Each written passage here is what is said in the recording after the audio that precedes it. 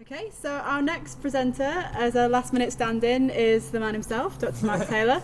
Mark's going to be presenting on a book that he co-authored with Professor Dave O'Brien, titled Culture is Bad for You, Inequality in the Cultural and Creative Industries. So I should give full credit. So it's co-authored with Dave O'Brien from SUMS, but also Dr. Orian Brook, who is our colleague based at the University of Edinburgh.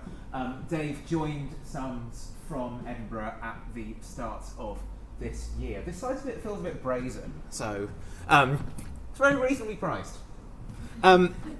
So I am interested in quite a lot of things, but what I'm going to talk about now is the sort of culmination of a programme of research that a few of us have been working on for a number of years, that you might broadly characterise as inequalities in and around cultural and creative industries.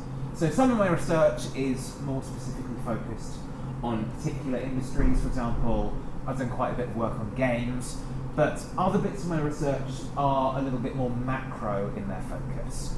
And so this project was motivated by a number of things, but as much as anything else, it was motivated by sort of public concerns around particularly inequalities in cultural work.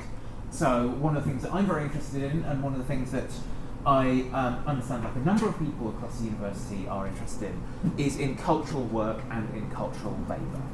And if you, there is now effectively a sort of shared understanding that there are significant, what you might call, class inequalities in creative work.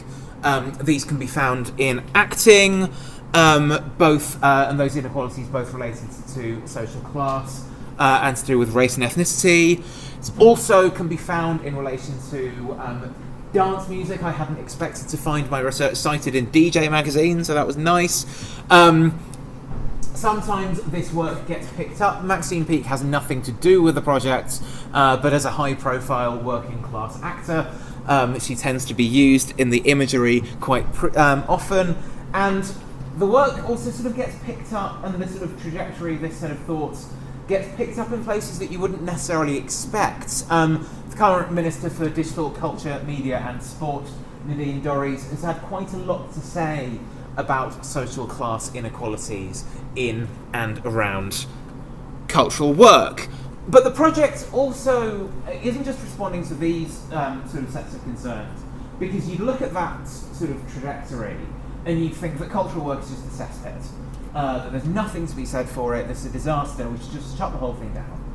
But at the same time, there's been a lot of research in the last, that we were kind of building on, about the benefits of the arts, both for consumers, people going to events, people who are sort of practicing it for fun and their own pleasure, but also for creative workers. Sort of building on a few different pieces of work supported by the Arts and Humanities Research Council. This is the HRC Cultural Value Project, which was a major programme of work in the sort of middle of the last decade.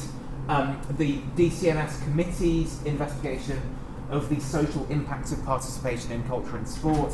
You can guess from the title, Changing Lives, that there wasn't a sort of subtitle of in a negative way. And then also WHO's review of the evidence of the role of the arts in improving health and well-being. So we started with this kind of paradox, where on the one hand, there are all of these tremendous benefits of what you might call the arts and cultural sector. On the other hand, there seem to be all of these negative things associated with the arts and cultural sector for the people working in it. And this work is also was very heavily co-produced. So we've had a long-standing relationship with Arts Emergency. Those people who aren't familiar with them, Arts Emergency is a charity that aims to increase access to what you might call the arts and humanities. This is broadly conceived. I can talk more about the kind of work that they do if you're interested, but a lot of the work that I'm going to talk about now was funded by the HRC, in which the Arts and Emergency was named specifically as a partner throughout. We were working with them from the design of the project. we're also working with Create, who are a London-based organisation, who are also an organisation who are focused on increasing access to cultural and creative work and to practices.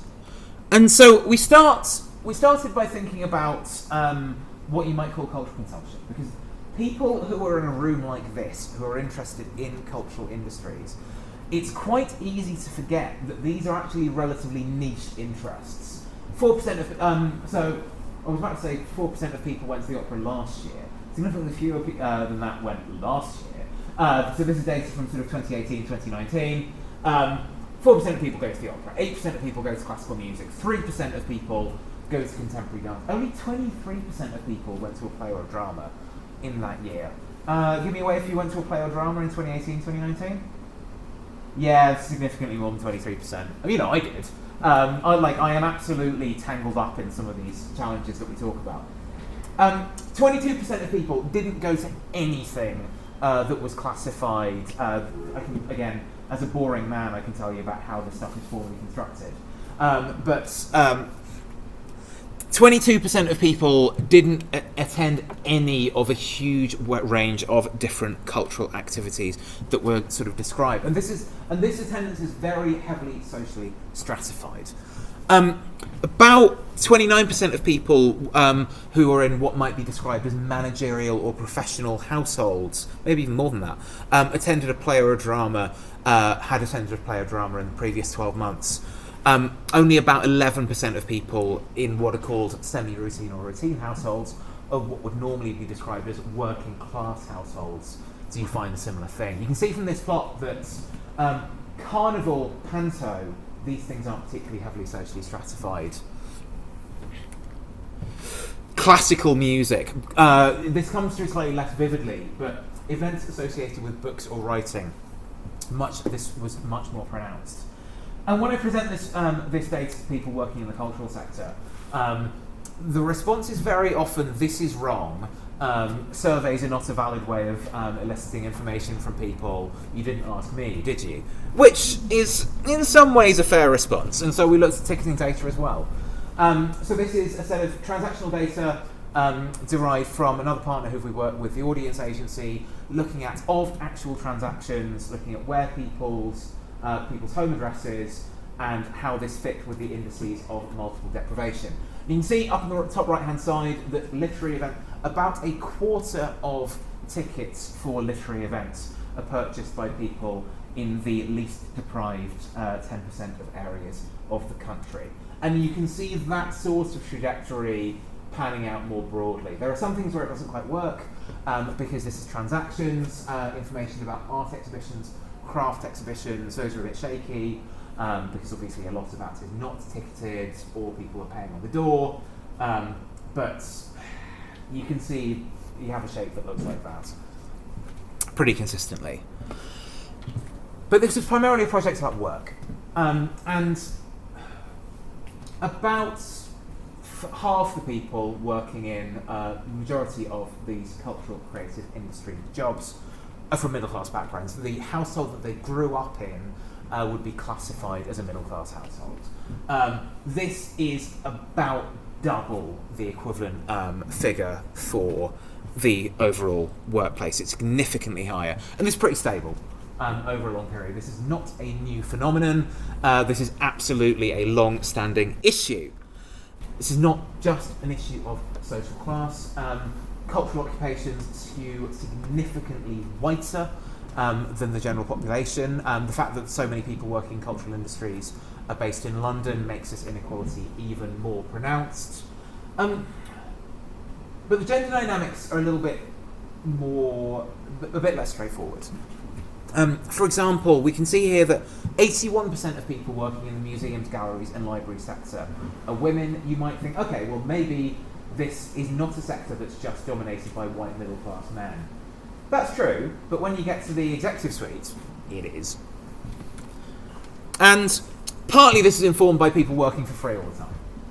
we found that regardless of age, gender, social background, disability, and broadly speaking, which occupational sector people were working in, people working in cultural and creative industries had worked for free, at least to an extent. And when we asked specifically about unpaid internships, this suggests that things are getting worse. About half of our participants who were 30 or younger, this is based on primary research that we did around sort of 2016 through to 2018, had done an unpaid internship. By comparison, that figure was only about 8% of people who are age 50 or older. So how can we understand this? So far, everything that I've presented you with is information from the quantitative research that we undertook. Some of this was our own primary data collection, other parts were derived from things like the labour force survey, big secondary data sets. In environments like this, I will always make an enthusiastic defence of social science methods for understanding cultural and creative industries. They're not the only methods. I'm very strongly in favour of a plurality of methods, but I think social science methods need to be in there. Of the 2,500 people that we surveyed, we did interviews with 239 of them. This was a project with a lot of fieldwork. And one of the things that came through very strongly was this idea of the somatic norm. This is a concept that's put together by Nirmal Pua in her work on the civil service in a spectacular book that was published in 2004. And it's sort of exemplified by this quote, which is from one of our participants from a working class background, who said that, you know that feeling when you feel like someone is going to tap you on the shoulder and say, wait a minute, you're not supposed to be here. You are not posh. You are not supposed to be here. And we can compare that with a quote from one of our participants she was in her mid-20s at the time that we spoke to her, talking to her about her sort of experience of transitioning through childhood, through school, into working in cultural industries. And she said, I think we called the chapter Everyone Went to Art Class as a Child, didn't they? For her, the experience of transitioning into the cultural industries was very, very natural. School was very encouraging. Something to do on a Saturday, didn't we all do that? Very, very fortunate. Went to the museum weekly. I think it was more just a steady progression of influences and support, or nice comments or something. Piano and horse riding, lots of books, lots of art materials, lots of trees, lots of animals. And we can contrast her experience with an experience of one of the people that we spoke to, who at this point, I think he was in his late 20s, mixed race guy, working in the museum sector. And he'd done a master's in museum studies. And he said that you could plot your financial status against opportunity and you'd see a direct correlation. So there are some people who aren't necessarily in work, aren't from an environment where their parents can subsidise them, and they say their opportunities are drastically reduced because they can't possibly volunteer. They need to be dedicating most of their working hours to earning money. And then he contrasts his experience with people who said, individuals who are London-based, living at home with parents, able to volunteer at huge national institutions like the British Museum, the V&A, places like that. And he says, if you can shadow somebody at the V&A for 12 months, you can do that because you don't need to work, your parents live in central London, and that's going to stand you in very, very good stead in getting a job. And so he concludes by saying, as far as diversity in the heritage and museum sector, there's a real correlation between somebody's financial situation and the opportunities that they get. This is a participant who was a migrant, who works in TV, explaining that he really, really struggled with some of the communication with people working in the sector, saying, even in a pub having lunch, the senior people who he was talking to don't know what he was saying because they say his slang was too advanced. He kindly put his TV voice on for us for the interview as well. And this is a participant, I think this might be one of the most professionally successful participants that we spoke to, who's a British Asian woman who's a film and TV producer, who started by explaining that the UK film industry is not a meritocracy at all because people are massively fucking racist. And she says that she doesn't say it out loud in general, but it's true. She has, and in particular, this last point that she raised came across very vividly, that she's had a very successful career, but a lot of that has comprised making worthy films about diversity. And this isn't really what she wants to do. Ideally, she would be able to tell stories, but when she's pitching to different organisations, because she doesn't fit the somatic norm of a white middle-class man. People suggest to her, perhaps she'd like to make these worthy films about diversity. She isn't where she wants to be. And when pitching work, this is a different participant, some of our participants were finding that their work was getting edited, work was getting transformed, even when they were happy with it. There's been these transformations, and this participant who explained that, a mentor said, well, yours is written from the perspective of a black woman. This is written from the perspective of somebody who is not white and who's not middle class, and that's on her account why the work that she put together had been recut, revoiced, the VO had been rewritten. Still a bit downbeat. I'm not going to beat you over the head with it. But I think this last paragraph is something that, as academics, we need to be quite cautious about. Where this is a participant who works in an arts organisation that's specifically sort of like Asian-led and produces Asian work. And she explained that any time there's a bit of funding to do with diversity, suddenly we're flavour of the month. We don't hear from people year on year, suddenly there's a funding deadline. Guess what? They need to show some diversity, we'll get a short cultivation, they'll invite us for a drink, and then, do you think we could have a letter of support? I have asked a lot of people for letters of support in my life. I am in no way innocent. I am absolutely wrapped up in some of these challenges. But I think in a community like this, we need to seriously ask ourselves, when we are asking for letters of support, is this based on genuine collaborations, long-term collaborations that we would be engaging with anyway?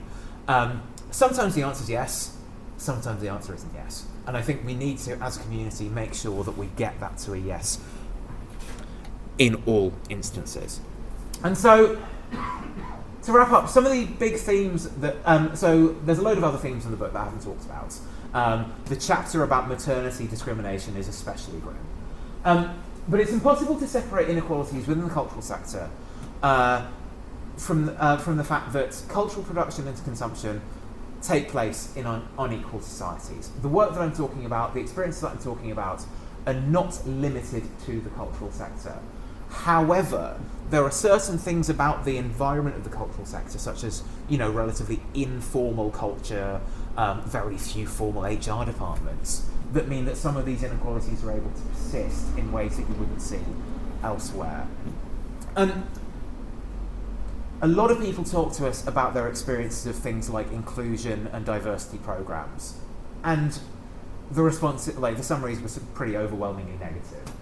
A lot of this, I think, reflects the fact, this first point, that because these programs are taking place in, within a broader society that is sort of somewhere between indifferent and hostile to minority experiences, they can only do so much.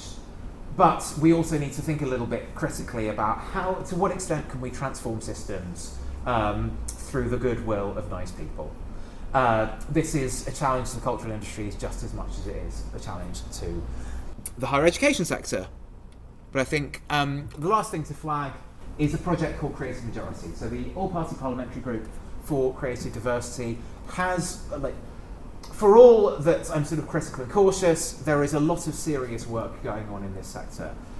Serious people, senior people, are committed to transforming things. When I started working on this stuff, a lot of the response was to the effect of, I'm sure it's not that bad.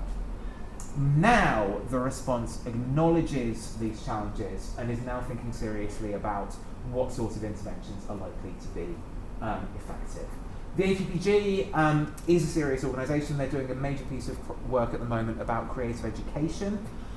In a room like this, there's a number of people who will have things to input, so I strongly encourage people who are interested in this area to do so. This is particularly something that Dave has been heavily involved with. Please do get in touch with us. There's a list of references, which I'm sure will be distributed later. Thanks very much.